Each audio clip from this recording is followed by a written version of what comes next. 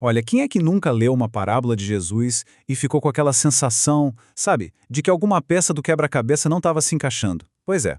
Hoje a gente vai explorar uma nova chave de leitura, que promete reorganizar completamente o jeito como a gente entende essas histórias, revelando uma profundidade que talvez a gente nunca tenha percebido antes.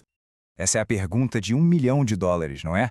Se as parábolas já pareceram confusas ou até meio pesadas para você, saiba que existe uma ótima razão para isso. E é exatamente esse nó que a gente vai desatar agora.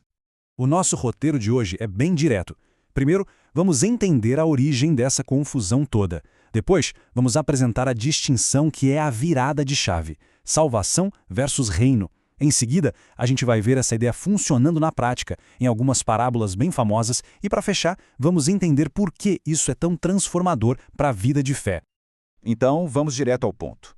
A raiz da confusão toda está na forma como, geralmente, a gente aprende a ler as parábolas, quase sempre através de uma única lente, um único filtro para tudo. E é aí que o problema começa. Essa abordagem, que os teólogos chamam de soteriológica, foca só em uma coisa: quem é salvo e quem não é. Mas e se a intenção de Jesus fosse muito, mas muito mais ampla que isso? Essa perspectiva limitada é que acaba criando as aparentes contradições. E aqui está a chave que destrava todo o mistério. A distinção mais importante que a gente precisa fazer entre os conceitos de salvação e reino. Eles estão super relacionados, claro, mas definitivamente não são a mesma coisa. Pensa na salvação como o ponto de partida. É o momento em que a vida espiritual é gerada, é o famoso nascer de novo. É a porta de entrada para uma realidade completamente nova. Já o reino, o reino é sobre o que acontece depois que a gente cruza essa porta. É o governo dessa nova vida. É a jornada de aprender a viver sob a autoridade e a direção de Deus no dia a dia. Esse slide aqui resume a ideia central de forma perfeita. A salvação responde à pergunta: como eu entro? O reino responde: ok, entrei. E agora, como eu vivo? O foco muda completamente, sai da geração da vida e vai para o governo da vida. Entender essa mudança é o que transforma toda a nossa leitura. Agora vamos ver na prática como essa lente nova ilumina o significado de algumas das parábolas mais conhecidas que existem.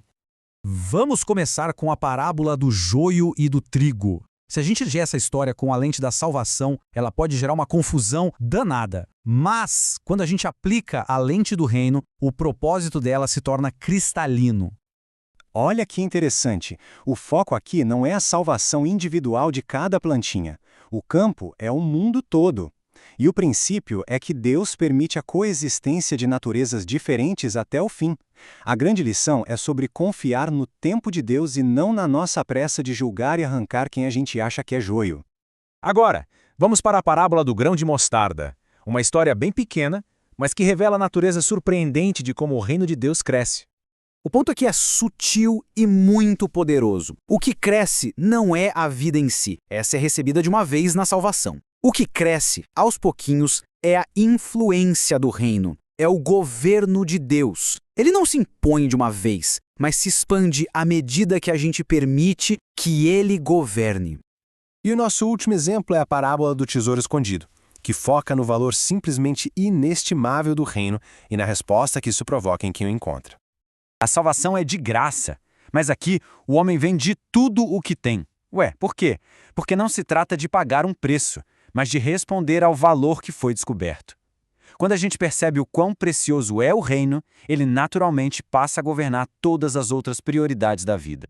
Então, no final das contas, por que essa distinção teológica é tão importante? Porque as implicações práticas são enormes. Elas podem ser a diferença entre uma fé que busca só um alívio momentâneo e uma fé que gera uma transformação real e duradoura.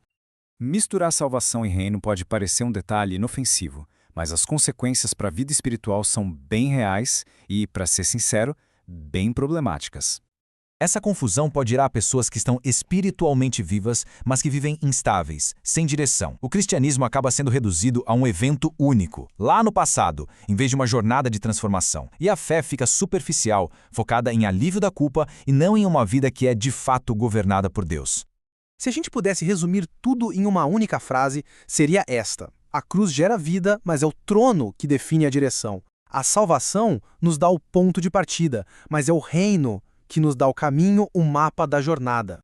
Resumindo, as parábolas são muito mais do que um bilhete de entrada para o céu. Elas são um manual prático, um guia, para a gente aprender a viver sob o governo do céu. mas começando aqui e agora mesmo.